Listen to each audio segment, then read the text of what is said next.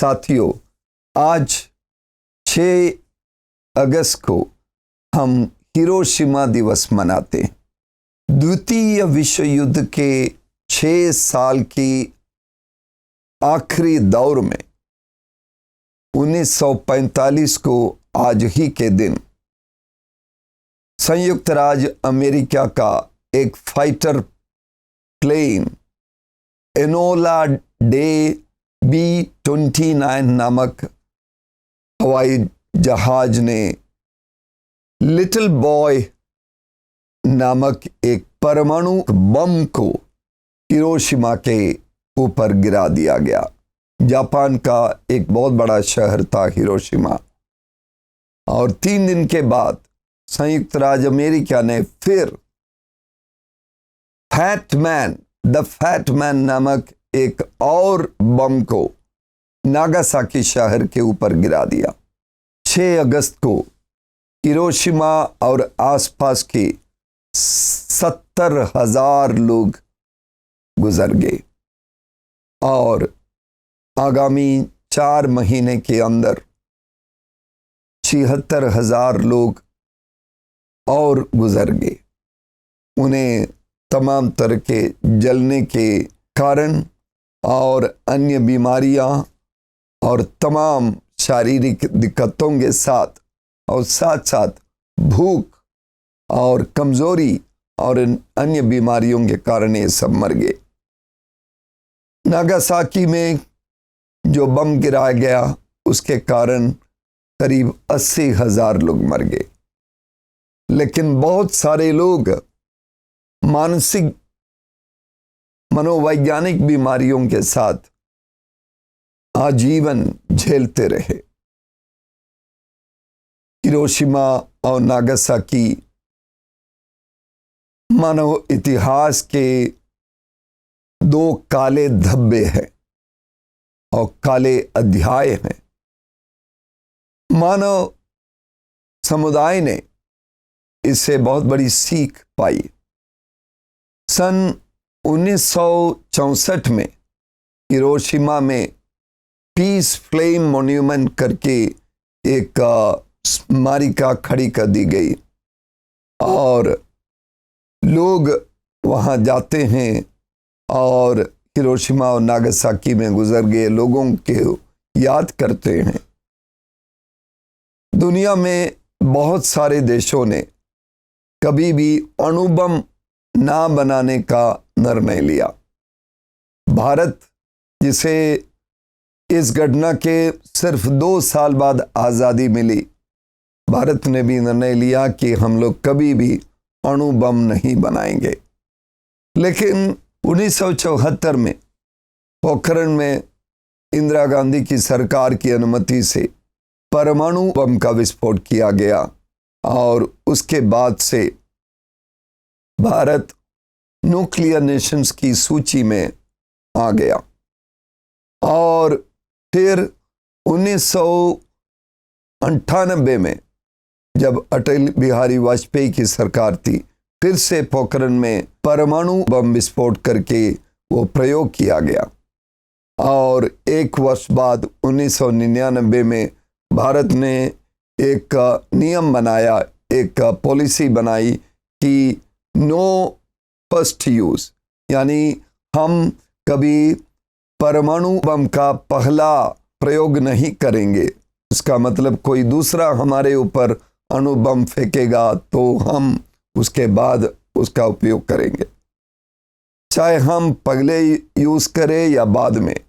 अणु बम बहुत ही खतरनाक है और ये न केवल हमारे पड़ोसियों को, न केवल हमारे तथाकथित दुश्मनों को, लेकिन हमें भी बहुत ज़्यादा नुकसान पहुंचाएगा। बहुत सारे लोग कहते हैं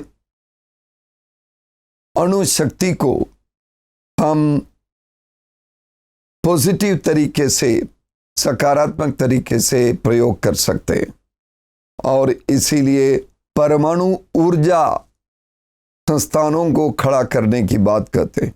हमारे देश में कूडनकुलम, तमिलनाडु के तटीय क्षेत्र जो बंगाल की खाड़ी के बगल में स्थित है कूडंकुलम शहर में एक परमाणु ऊर्जा केंद्र है, लेकिन वहाँ बहुत सारा नुकसान, वहाँ के समुद्र का जीवन समाप्त कर रहा है, क्योंकि उस परमाणु केंद्र से निकलने वाला जो कूड़ा है, जो वेस्ट है, वो मछलियों को खत्म कर रहा है।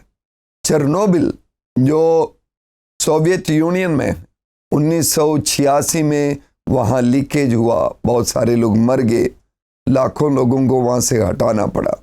उसी तरह जब सुनामी आया, जापान के फुकुशिमा नामक जगह पर जो परमाणु ऊर्जा केंद्र था, उस पर समुद्र की लहरें टकरा गई, वहाँ लीकेज हुआ, कुछ लोग मर गए और 1.5 लाख लोगों को वहाँ से हटाना पड़ा। तो चाहे परमाणु ऊर्जा का हम युद्ध के लिए बम के रूप में प्रयोग करें या ऊर्जा के रूप में, पूरी तरह से खतरे से खाली नहीं है। साथियों, मैं आप सबका ध्यान आकर्षित करना चाहता हूं भारत की वर्तमान सामाजिक और राजनीतिक परिदृश्य पर।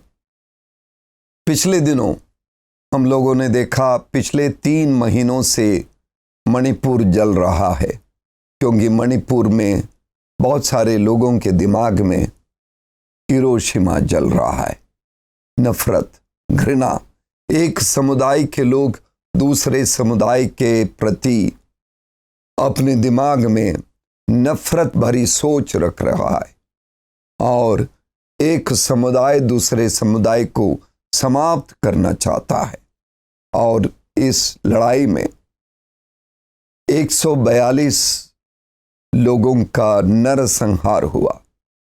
करीब 60,000 लोग अपने घरों से विस्थापित हैं और करीब 40,000 लोग शरणार्थी शिविरों में शरण ले चुके हैं और 10,000 से ज़्यादा लोग प्रदेश से बाहर पलायन कर चुके हैं। पड़ोसी प्रदेशों में कुछ लोग दक्षिण भारत पहुंच गए। हजारों घर जला दिए गए, सैकड़ों गिरजाघर जला दिए गए हैं, खत्म कर दिए गए हैं। लोग वापस आना चाहते हैं, लेकिन वह अपने घरों की ओर वापस नहीं आ पा रहे हैं, उनके घर ही नहीं है और स्थिति अभी भी नाजुक है। क्यों? क्योंकि नफरत, घृणा। इसी सप्ताह के सोमवार को 31 जुलाई को 2 बड़ी घटनाएं हुई। मुंबई जाने वाली जयपुर मुंबई एक्सप्रेस रेलगाड़ी में जैसे ही वो महाराष्ट्र के पालघर में वो गाड़ी पहुंची, गाड़ी के अंदर सफ़र करने वाले, ड्यूटी देने वाले रेलवे प्रोटेक्शन फोर्स के एक नौजवान ने अपने बंदूक से 4 लोगों की हत्या कर दी। एक पार्टी के प्रति उसका जो समर्पण है उसे पागल बना दिया और दूसरे धर्म के लोग, दूसरे पार्टी के लोगों के प्रति उसके अंदर एक घृणा, नफरत कि उसने अपना बंदूक उठाकर अपने ही अधिकारी को पहले मारा और बाद में अन्य यात्रियों को, मुसलमानों को चुन चुन कर मारा। और उसी दिन हरियाणा के नूह जिले में एक पार्टी की यात्रा के दौरान तलवार और बंदूक और अन्य हथियारों से लैस उस यात्रियों ने दूसरे समुदाय के लोगों पर हमला किया, एक मस्जिद को जला दिया, 6 लोग मारे गए और वहां अभी भी तनाव की स्थिति है। हमारे पूरे देश के विभिन्न प्रदेशों में धर्म के नाम पर, जाति के नाम पर, पार्टी के नाम पर आपसी लड़ाई, आपसी वैमनस्य बढ़ता जा रहा है। उत्तर प्रदेश में ईसाइयों के ऊपर जबरन धर्मांतरण का झूठा आरोप लगाकर उन्हें फंसाया जा रहा है, जेलों में बंद किया जा रहा है। छत्तीसगढ़ में, मध्य प्रदेश में और अन्य प्रदेशों में भी ऐसी स्थिति बनी हुई है। मेरे प्रिय मित्रों, यदि इस तरह की सोच यदि हमारे दिलों में, हमारे मनों में कायम है, तो हमारा भविष्य क्या होगा, हमारा सामाजिक जीवन कैसा होगा, ये बहुत बड़ा प्रश्न है।